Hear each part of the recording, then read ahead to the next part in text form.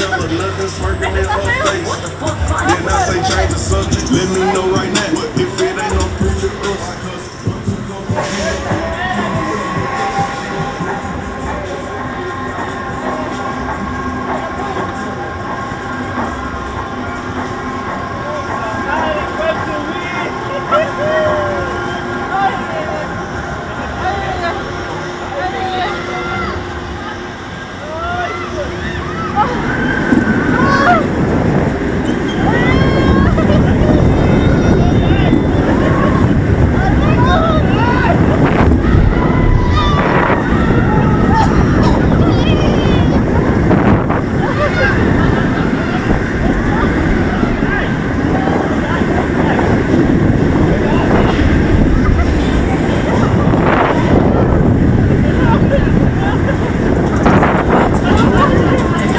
Ha ha ha.